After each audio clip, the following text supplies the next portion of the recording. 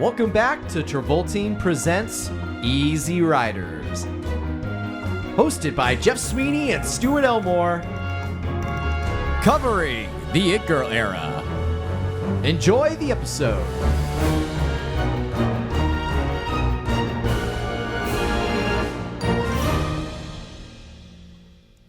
Lucas. Square Dance. Beetlejuice. 1969. Beetlejuice. Heathers. Whoa! I didn't say it. Great Balls of Fire. Welcome back, Roxy Carmichael. Edward Scissorhands. Mermaids. Night on Earth. This is the retrospective of the first era of the third season of Travolting. Welcome back. What is this? Ladies and gentlemen. What is this? What is this dead seriousness? I'm doing this like one of those big, like the governor's ball or some like big, so when you give someone the Lifetime Achievement Award.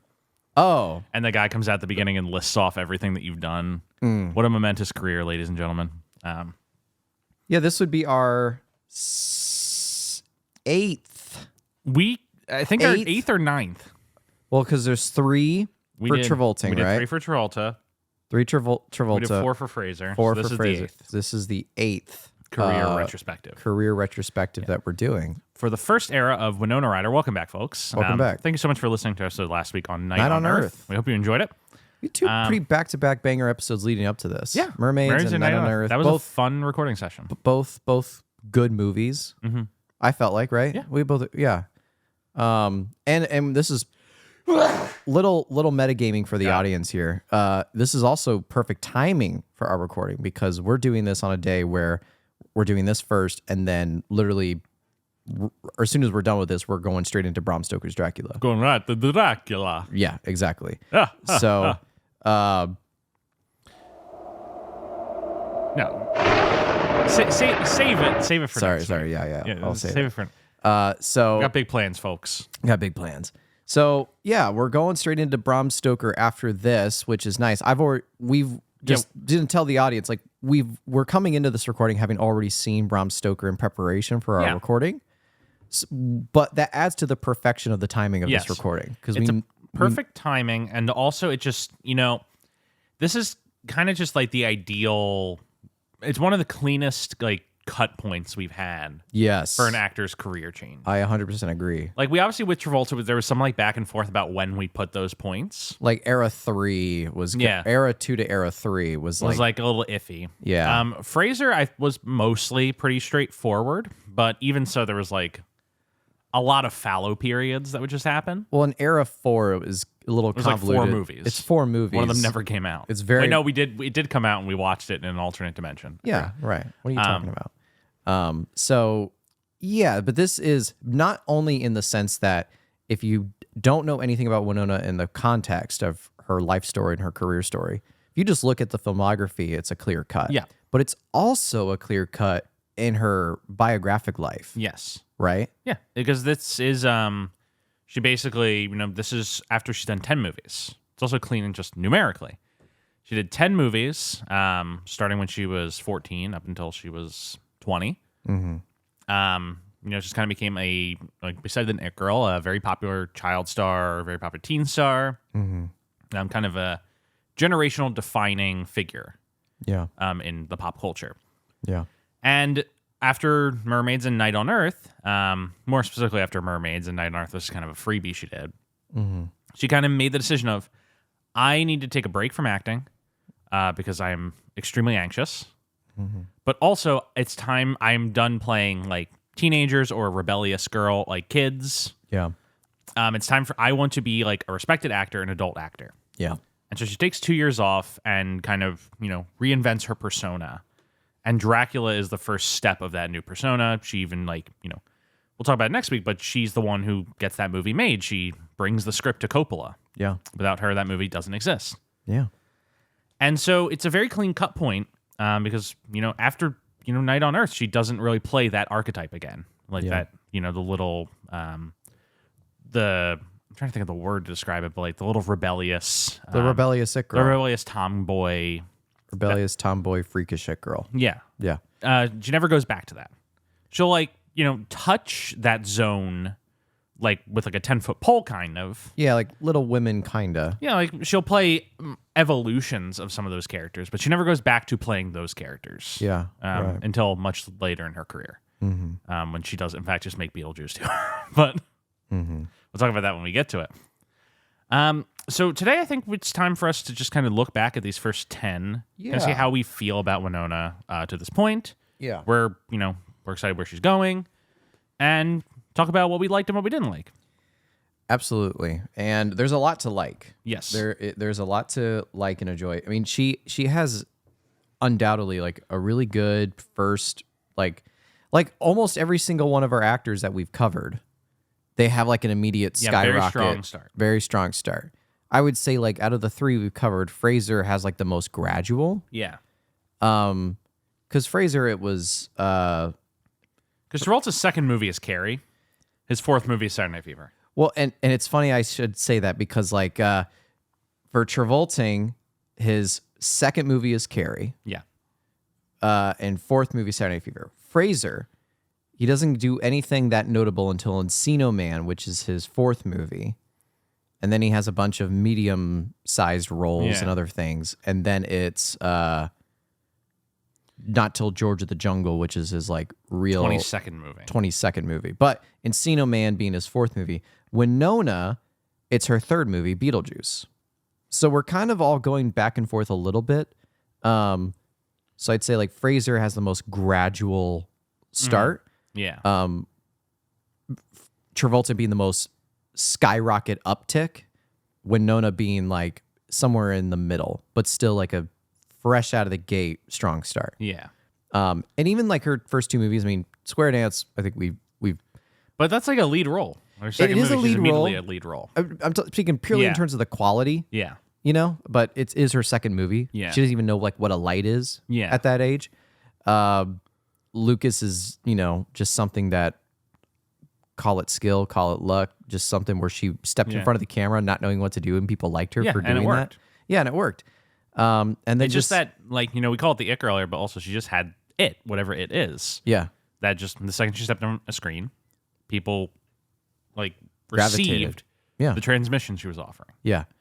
And then it's just mostly back-to-back bangers after that. I mean, Beetlejuice, and then 2 movies later, Heathers, 3 movies later, Edward Scissorhands, then Mermaids. Night on Earth. Yeah. We won't talk about Great Balls of Fire. We won't talk about my Jeremy! Which Great Balls of Fire, as we've said multiple times though on that episode, she is the only person doing the right thing in that movie. Yes. Which is playing to the younger-ish. She's interested in a thing that the movie is not interested in itself. If you watch that movie and complain that she acts too immature in the movie, you're missing the point of her performance. Yeah. Maybe I'm giving her too much credit, but I don't think you are. I don't think I am either. I think that was very deliberate to act as if she's playing like a 13-year-old. And something that I really think about looking at this first 10, this lineup of the first 10 movies, is really just the growth as a performer. Like, it is crazy how astronomical it is from movie to movie. Oh my God, absolutely. Because like Lucas, you can tell it's her first movie. Yeah. She's good in it, but you're like, okay, she's like looking for her marks. Yeah. She's like nervous. She's kind of stiff. Doesn't know what to do with her hands. Yeah. But from that to Beetlejuice. I would say even to Square Dance. Even to Square Dance, she's like has a kind of natural performing energy to her. Right. By the time she's in Beetlejuice, she's graduated from being a natural performer to being able to play like an absurdist character. Yeah. And pass it off. Yeah. 96 is not really relevant, but by Heathers, like she's the lead of a movie, fully embodying a character. It's incredible growth that just happens. Yeah. Like you don't really come across that often where someone's able to elevate their skill as a performer that quickly, especially at such a young age. Yeah, I absolutely agree. And then I know like there's obviously Great Balls and Welcome Home, Roxy Carmichael. But then Edward Scissorhands. Edward Scissorhands is a interesting case study because she's playing it's one of her only movies where she's playing the opposite of what she's used to. Yes. And she's playing like the preppy. And I won't say, we talked about it with your dad a little bit. It doesn't do her any favors. Yeah. That is not a Winona Ryder movie. It's a movie that Winona Ryder is in. Yes. She basically feels to me like ready to go into the adult era of her career. Yeah. After Heathers. Yeah, I agree. Great Balls of Fire is kind of just like a wash. Welcome Home, Roxy Carmichael is just like a regurgitation of stuff she's already done. Absolutely. Edward Scissorhands is nice. She's fine in it. But It's a Tim Burton, Johnny Depp movie. Yeah, it's a Tim Burton, Johnny Depp movie that she's in, like, just to kind of be there. Yeah. She doesn't really have that much to contribute to the movie. No disrespect. Mermaids is like, she didn't get any award nominations, but She's great in Mermaids. Mermaids is a great movie. But at the end of the day, it is just like... it's the Cher movie. Yeah, it's like the Cher movie, but also it's kind of just the stuff she's already done. Yeah. Night on Earth is a fun, like, appearance that she does. Yeah. But it does basically feel like after... if she had gone from Heathers to Bram Stoker's Dracula, Whew. that would, like... I would not say that that's crazy. That would make sense. Yeah. And I'm not discounting the second half of her career. I like a lot of those performances, and I like a lot of those movies. Yeah. But it does basically feel like she reaches kind of the apex of her era pretty quick, of this first era, the It Girl era, with Heathers, and is, you know, almost ready to move on at that point. Yeah, because I almost want to discount Lucas because it's her first. But after Lucas, I don't really think of any like major misses in her side. Yeah, on her end, there's not really any misses. And you know, when she gets into the next era, which we'll talk about very soon, it's the same thing. It's like immediate hit, or if not a hit, then at least like a critical, beloved movie. Yeah. It's I think just really impressive when you look back at it. It is. It is very impressive, and like if you're growing up in this time period and you're like a Winona fan, it makes you excited for where she would want to be going. And it makes me really excited for what we talk about next. Yeah. That we get to, you know, continue to track this career, which is so, you know, interested in improving and growing itself. Yeah. Not to talk about her as like the career as a separate thing, but, you know, it does just have this upwards trajectory. Yeah, because we go from her It Girl era, where she's the rebellious, you know, outsider teen, to working with Coppola, Scorsese. She does, you know, Reality Bites is like an important movie for its time. She's in a Meryl Streep. She gets an Oscar nomination for Little Women. Age of Innocence. Yeah. Eventually, you know, she's in The Crucible. She does an Alien movie. Like, it's all like just upwards momentum for the next few years. Yeah. Eventually, you know, we come back down a bit when we get to like 2000-ish. Yeah. But, you know, she just carries what she's built in this era so impressively into what we're going to see coming up. Yeah. Yeah, absolutely. And so, Stuart, we should probably just talk about what our favorite movies. I was gonna say, like, I feel like this recap was always gonna be a little bit short. Yeah, just because, like, what can you say about it other than it's just impressive. Like, it's an impressive, strong start, and it's only gonna get better from here. Yeah. She found her rhythm very quickly, and she's only still growing. Like that's really all you can say about There's it. There's not a lot of actors who you can say like had it so quickly. Like, you know, a lot of actors, you know, they take a while to kind of grow their star ability and star persona, and she just comes out so fully formed. Now, real quick, Jeff. It's like Tom Cruise-esque. Yeah, you've been reading the biography, and is there like sort of a summary chapter or something about these years in her life? Or not really, besides what I've already talked about in the individual movies. Well, I can tell you, like, when she gets to the end of this era, that it's a big transition point for her personally. Yeah. Because she does, you know, she's takes time off. She's really kind of getting overwhelmed by the industry on a personal level. Right. Just like the amount of work and the amount of expectations that are placed upon, you know, a young actress. Yeah. Anytime. And that's what really leads to her being, if I'm going to put myself through this, I want to do impressive adult work. Like things that appeal to me and my interests rather than just, you know, being successful. Yeah. And so she looks back on this era very fondly, and, you know, she's like, this is what developed me and gave me all the tools that I would develop as a performer, but that I'm not interested in doing that anymore. And that's very strong and smart of a performer to know, all right, I succeeded at this. I will not do it again. Strong and smart of a performer that started it as young as she was. Yes. I think she's already avoiding the mistakes of our previous Yeah. two subjects of this, where it's like I'm just going to keep doing the same thing. right. I'm gonna keep doing I'm gonna keep doing what works. And the moment I step out of my comfort zone, it doesn't work. I'm gonna retreat back. Yeah. And it's what makes this whole chapter of our podcast extremely interesting. Yeah. It's like it's a whole new batch of lessons and Yes. things that aren't very relatable to the other two. Like Fraser and Travolting have like similarly parallel careers where Yeah. they have downward spirals, resurgences, another downwards, like things like that. Yeah. And where is this? I mean, granted, you know more about like the overall broad context of Winona than I do, so Yeah. you might be more familiar with like her upticks and downticks. But like if you put these three subjects like popularity curves on a chart, Yeah. this third one is going to look like It's going to look different. pretty drastically different. Yeah. I feel like. So yeah, I mean, like I said, we're not much to talk about in this era. So as you were alluding to, Jeff, should we go to the favorite, least favorite, underrated? Yes. I think we should do our usual. All right. We love the sound effects, don't we, folks? Yeah, we do. I'm being a little more conservative with them. I learned my lesson. You learned your lesson. Yeah. Jeff, you want to go first? Sure.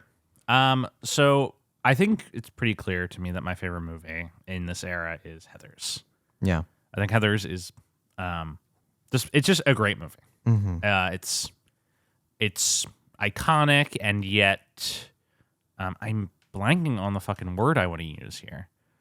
Not disruptive, like Challenging?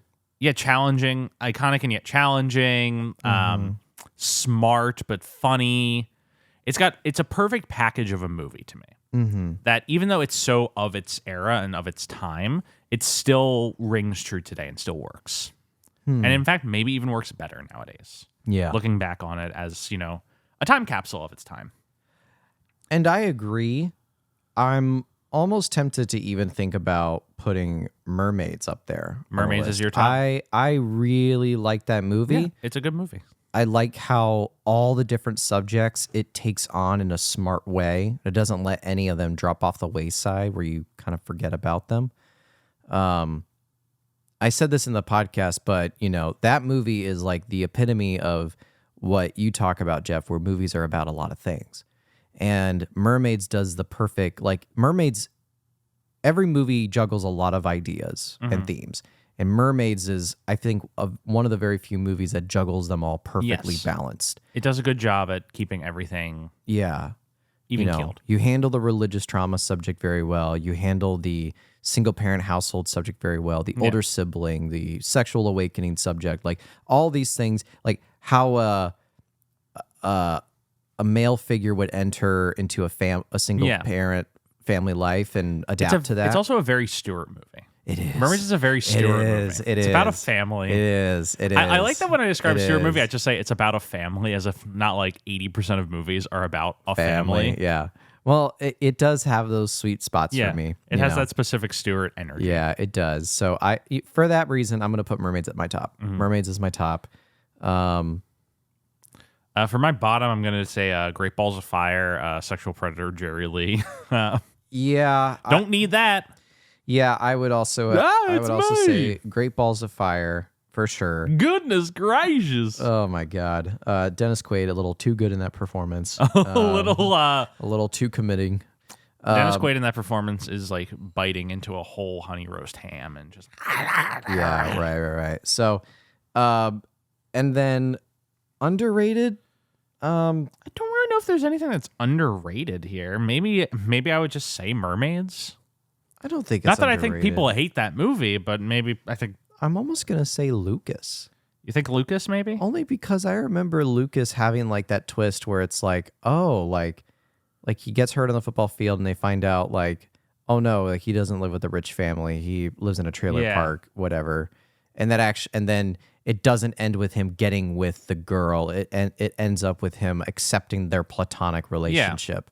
Like I thought that movie did something interesting for the time. Yeah. If I remember correctly, the way we talked about it, it's an 80s movie that actually recognizes that a man and a woman can have a platonic, non-sexual relationship. It's like the inverse of When Harry Met Sally, but for but for kids. Exactly. So I think that's interesting that that movie does that. And so for that reason, I put Lucas in my underrated. I'm going to pretty firmly say Mermaids. I don't think that it's underrated in the traditional sense of like people hate it, but I don't think it kind of gets enough attention. I don't think it gets much attention. I think it's kind of a forgotten. I don't want to say forgotten, but it's semi-forgotten movie. Because I couldn't realistically say Night on Earth because that movie I think gets the attention it deserves as being like a fun little cute movie. Yeah, you know. So yeah, to all that degree, I'd say that's a pretty good list of mine. I know like. Maybe we've done this in recaps before. We always forget about the format of our recaps because they're so far apart. But like, is there a movie you're looking forward to the most in the next era, Jeff? Oh God, it's The Age of Innocence. It's The Age of Innocence. I love Martin Scorsese. Yeah. I am very excited to see that movie. I hear it's about just the most romantic movie about yearning and longing ever. Yeah. So very excited.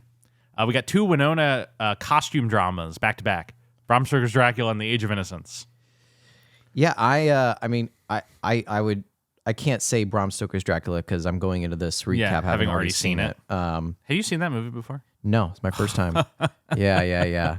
We'll have some awesome. I have crossed oceans of time to find. Why'd you have to fucking say that? I was gonna wait for. Okay, no, it's a beautiful line.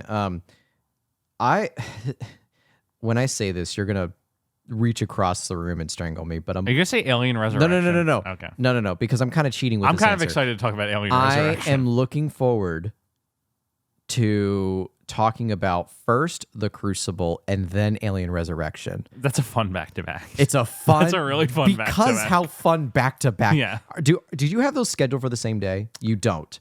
I can, though. You should reschedule it so we're doing those 2 movies on the same recording session. Have you seen Alien Resurrection before? Oh, I've seen Alien Resurrection. Okay, good. And I'm going to have a lot of thoughts on that movie. Me too. But the other reason why I'm actually also interested in The Crucible is because the last time I saw it was like probably like high school English. Yeah. Weirdly, a big high school English movie. Yeah. Let's read The Crucible and then watch The Crucible. Movie, yeah. So I'm interested in looking back because from what I broadly remember, my high school self remembering was that I liked that movie. Yeah, no, it's good. I actually liked it. It's good. So I'm interested in like my almost 30-year-old self watching it and thinking the second of our Daniel Day-Lewis. Yeah. Oh yeah, double feature. We'll be the second of our Daniel Day-Lewis. So I that double feature I'm very much looking forward to, The Crucible and Alien Resurrection. It's gonna be a fun time. Cool. Yeah. I think I mean I think we basically summed it up. Yeah. It's one of our recap episodes. We just kind of do it to say what we said. Yeah. So make sure to tune in next week. Hope you enjoyed this first era. We're going to continue covering them. We got 2 more eras for Winona. Possibly 3. We got to decide. But next week, we're starting our second era, which we're tentatively calling Dramatic Explorations. Probably come up with a better name down the line, with Bram Stoker's Dracula. So that is why you tune in next week to listen to the episode. As always, please remember to rate, review, and subscribe to whatever platform you're listening on. As a reminder, we are available on Spotify, Apple Podcast, Google Podcast, and the YouTube. Pop into our Reddit, r/Travolting, at TravoltingPod on Twitter, Instagram, BlueSky, Threads. Find Jeff on Twitter, at Jeff W. Sweeney. Find me on Twitter, at Count Dracula. Special thanks, as always, to Rebecca Johnson for the graphic design and Michael Van Botigham Smith for the theme music. Ah, ah, ah.